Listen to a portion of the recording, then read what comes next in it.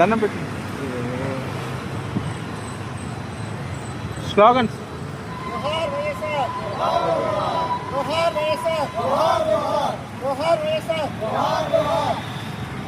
ఇప్పుడు ఎండ కూడా వచ్చింది.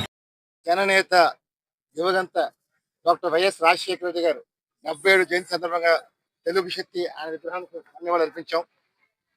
మాకు ఇద్దరు మహానేతలు అంటే తెలుగు శక్తి ఇష్టం. ఒకళ్ళు ఎన్టీఆర్, రెండు వైఎస్ఆర్. మరి ఈవేళ వైఎస్ఆర్ రాజశేఖర రెడ్డి అంటే ఒక వ్యక్తి కాదు, ఆయన చేసిన కార్యక్రమాలు కానీ ఇవి కానీ ఏది చేస్తున్నా వినూత్నంగా చేశారు. ఈరోజు చాలా మంది తెలుసో తెలియకో ఆయన గురించి తప్పుడుగా మాట్లాడినా తెలుగు శక్తి ఎప్పుడు నిజాలే మాట్లాడతారు తప్ప ఎప్పుడు అబద్ధాలు కానీ ఎవరికి మేము ప్రలోభం లొంగం.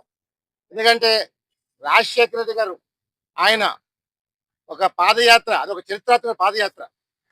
ఎందుకంటే అలాంటి పాదయాత్ర ఎప్పుడు చూడలేదు, ఆయనే మొదలుపెట్టారు. మరి నాడు ఎన్టీఆర్ ప్రతి పేదవాడు అన్నం తినాలని చెప్పి ఎలాగైతే ఆశించారో, వైఎస్ఆర్ ప్రతి పేద విద్య వైద్యం అందాలనేది ఆయన అభిలాష, ఆకాంక్ష. ఆయన చేశారు కూడా. ఆయన పాదయాత్రలో ఏవైతే సమస్యలు ప్రజలు పడుతున్నారో దగ్గరుండి చూసి ఆయన వచ్చిన తర్వాత అదే మేనిఫెస్టోలో పెట్టి ఆచరూపం తీసుకొచ్చారు.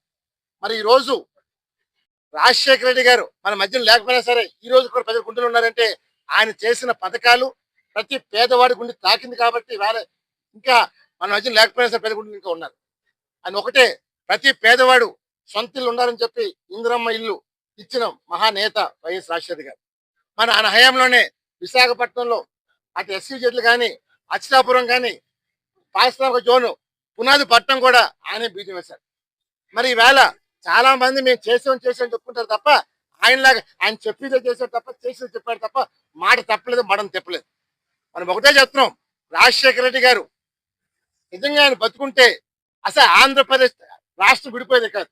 ఒక చేతకాని నాయకుల వల్ల ఈ రాష్ట్రం విడిపోయింది. అంటే ఒక నేత చూపుతో ఎలా శాసించారనేది చట్టం ఉదాహరణ వైఎస్ రాజశేఖర రెడ్డి గారు. మేము ఒకటే కోరుతున్నాం, తెలుగు శక్తి ఎన్టీఆర్ ఆశయాల్ని, వైఎస్ ఆశయాల్ని ముందు తీసుకెళ్ళడం మేము సిద్ధంగా ఉన్నాం తప్ప మేము ఎవరికి భయపడం. తెలుగు జాతి కోసం, తెలుగు ఔన్నత కోసం తెలుగు శక్తి పోరాటం చేయబోతుంది. డెఫినెట్ గా తప్పు చేసే ఎవరైనా సరే వీ డోంట్ కేర్. ఈ రోజు ప్రజల్ని మభ్య పెట్టాలని, మోసం చేయాలని చూస్తున్నారు. మేము ఒకటే అడుగుతున్నాం, ఈ 2 ఏళ్ల పాలనలో ఈ ప్రభుత్వం ఏం చేసిందో చెప్పగలరని అడుగుతున్నాం.